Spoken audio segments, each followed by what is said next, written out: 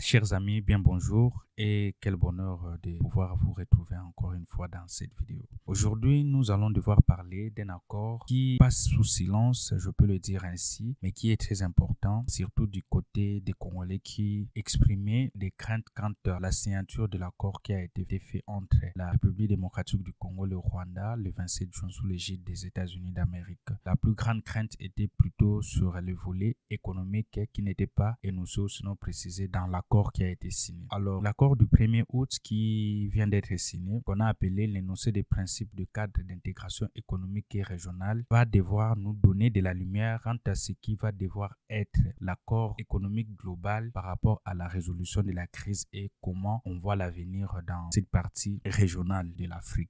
Alors, cet accord prévoit en son sein 5 points. Il y a premièrement le domaine de l'énergie, il y a aussi le domaine des minéraux, il y a le domaine des infrastructures et technologies et communications, il y a le domaine du tourisme, il y a le domaine de la santé publique et il y a aussi un sixième point qui a été ajouté s'agissant de la possibilité de développer d'autres partenariats entre les deux pays selon les occasions ou sinon les opportunités qui vont devoir se présenter. Alors, il est très important que nous puissions analyser cet accord parce que ça répond à la question de savoir qu'est-ce que la RDC a gagné dans l'accord qui a été signé ou qui va devoir être signé s'agissant surtout du volet économique dans les résolutions ou sinon dans les futures résolutions des conflits et perspectives économiques futures du pays. Alors, s'agissant des secteurs énergétiques, parce que c'est le premier point, j'ai un document ici que je suis en train de lire. Voilà. S'agissant de l'énergie, l'énoncé du principe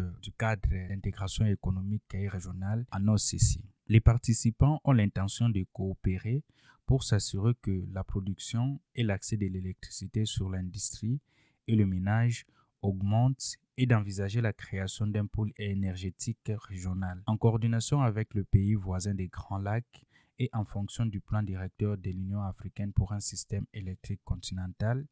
Les participants ont l'intention de donner la priorité au bouclage financier du projet hydroélectrique Ruzizi 3 et à l'exploitation coordonnée et durable des méthanes provenant du lac Kivu pour la production et la transmission d'électricité. Donc, ici, on met plus l'accent sur le projet hydroélectrique Ruzizi 3. C'est un projet qui comprend à la fois la République démocratique du Congo, le Rwanda et également le Burundi. Et dans ce projet, j'ai eu à creuser un peu pour savoir qu'est-ce que la RDC a gagné là-dedans et comment sont réparties les parts, sinon les parts des sociétés et où est située la société mère ou sinon la société qui va devoir exploiter ces barrages hydroélectriques. Alors, dans mes recherches, je suis tombé sur la conclusion que chaque pays, c'est-à-dire les 3 pays qui vont devoir participer à ces projets, s'agissant ici de la République démocratique du Congo, du Rwanda et du Burundi, ont une participation de 10% et que le reste des pourcentages, c'est-à-dire 70%, sont la propriété des entreprises privées, mais aussi des institutions internationales qui ont eu à participer ou sinon qui ont eu à mettre les investissements dans ces projets. Et c'est un projet qui est évalué à plus de 760 millions de dollars. Cependant, là où le bas blesse, c'est que, premièrement, c'est un barrage qui va être construit en République démocratique du Congo, mais dont l'hébergement juridique de la société va devoir se faire au Rwanda. Pourquoi? Cela ne doit pas nous étonner vraiment en tant que Congolais. C'est vrai que c'est irritant, mais c'est tout à fait normal. Même s'il s'agissait de moi qui suis ou qui serait le conseiller financier ou sinon le conseiller juridique de cette entreprise-là qui a été créée pour cette cause. Et il s'agit aussi de l'entreprise Ruzizi 3 Power Energy. Je ne vois pas pourquoi je devrais conseiller à mes actionnaires de devoir mettre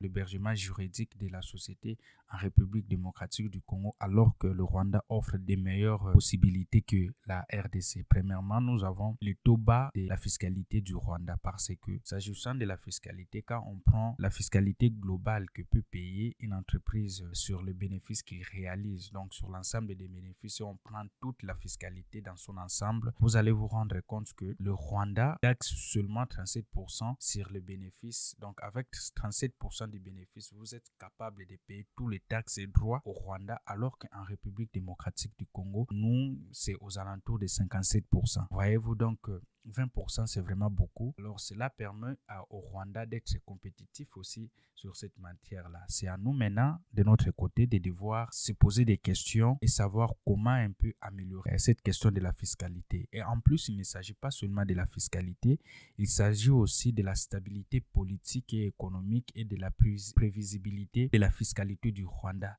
qui lui offre aussi un avantage très conséquent par rapport à la République démocratique du Congo. Chez nous, nous n'avons pas de stabilité politique. Chez nous, nous n'avons pas une prévisibilité fiscale et encore moins parler de la corruption parce que c'est aussi un problème très majeur qui ronge notre pays alors qu'au Rwanda, vraiment, les taux de corruption est très faible et très bas. Donc, c'est cet ensemble d'organisations qui fait en sorte que le Rwanda puisse avoir une compétitivité beaucoup plus élevée par rapport à la République démocratique du Congo qui est vraiment très mauvais dans ces domaines-là. Alors là où ça fait maintenant mal, c'est que au niveau du Rwanda, le Rwanda ne va pas bénéficier seulement des revenus qui vont devoir ressortir de ces 10% des parts qu'il détient dans la société qui est créée, mais il va aussi bénéficier des impôts et taxes que vont devoir payer cette société-là au Rwanda parce que cela ne va pas être payé en République démocratique du Congo parce que le siège social de l'entreprise ne se trouve pas en RDC mais plutôt au Rwanda. Donc,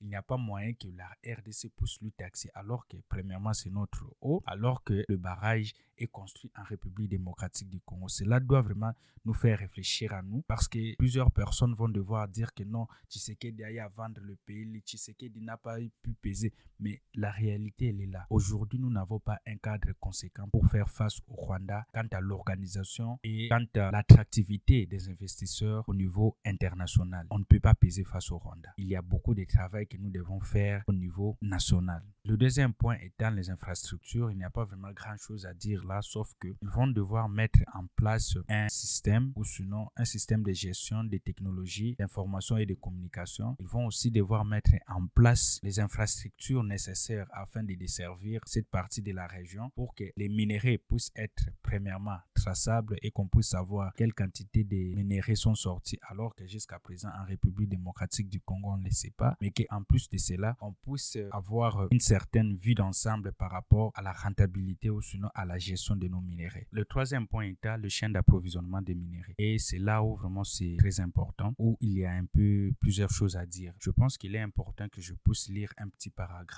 par rapport à cela. Vous allez avoir les liens dans la description pour lire tous les documents si vous le voulez. Il est prévu ceci. Les deux participants ont l'intention d'œuvrer dans leur pays respectifs et en collaboration l'un avec l'autre afin d'assurer un approvisionnement constant et transparent de marchés internationaux en minerais.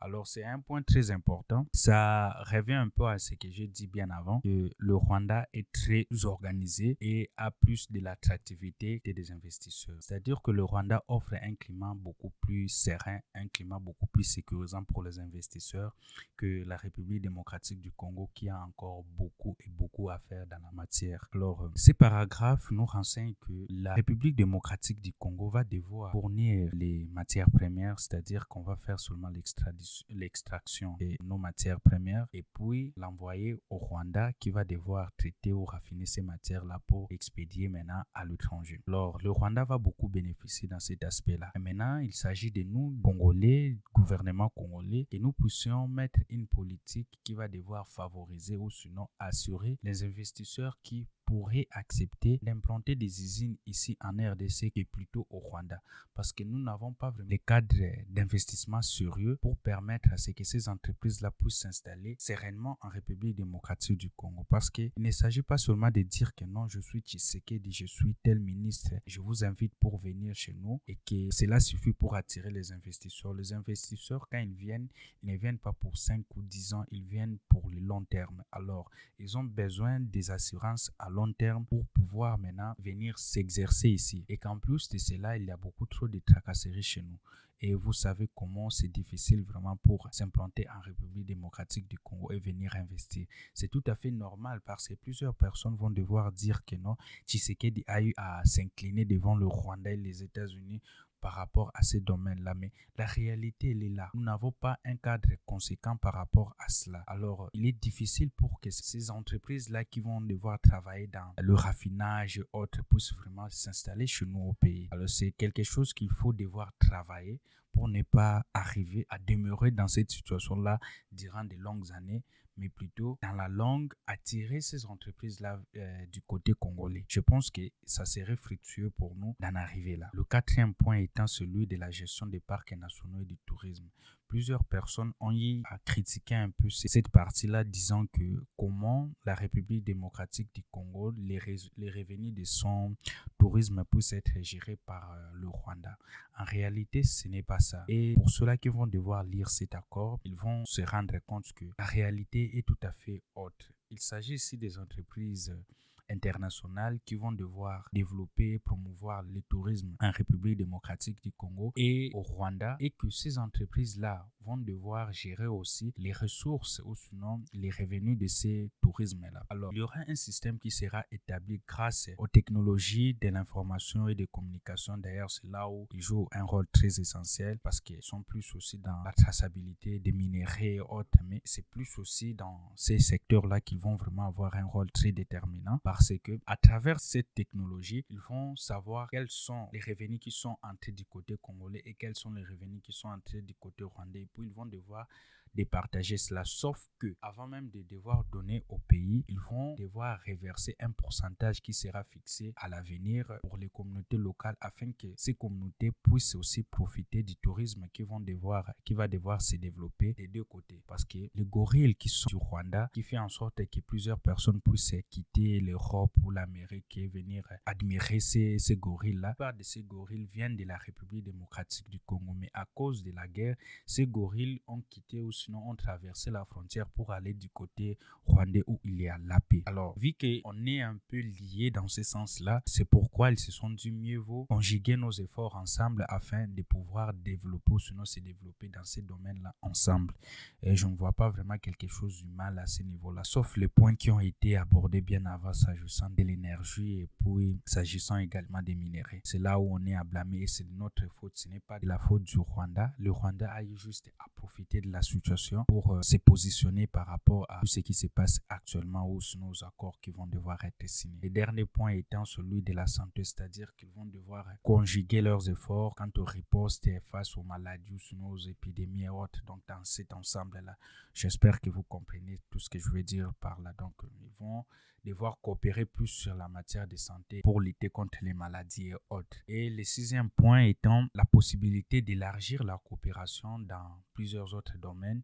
Et cela va dépendre des intérêts ou sinon des possibilités qui vont devoir se présenter au futur par rapport à ces domaines-là. Alors, ces cadres retracent vraiment clairement tout ce qui se passe. Et d'ailleurs, certaines personnes déjà le disaient bien avant que la République démocratique du Congo, c'est vrai qu'on va où on a encore les contrôles de nos minéraux ou sinon on va encore avoir plus les contrôles de nos minéraux parce que il y aura plus de traçabilité par rapport à cela. Mais la chose la plus importante qu'on doit retenir ici est que cela doit nous servir de leçon pour réorganiser au plus vite les secteurs économiques, fiscaux et financiers, mais aussi de lutter efficacement et effectivement contre la corruption. C'est vrai que ça a toujours été le cas. Tout le gouvernement qui passe et tous les régimes qui passent parlent de la lutte contre la corruption, parlent de l'assainissement des milliers d'affaires, mais en réalité, rien ne se passe vraiment dans ce sens-là. Il est très important et très urgent que nous puissions changer de politique. On ne puisse plus privilégier un taux élevé d'impôts,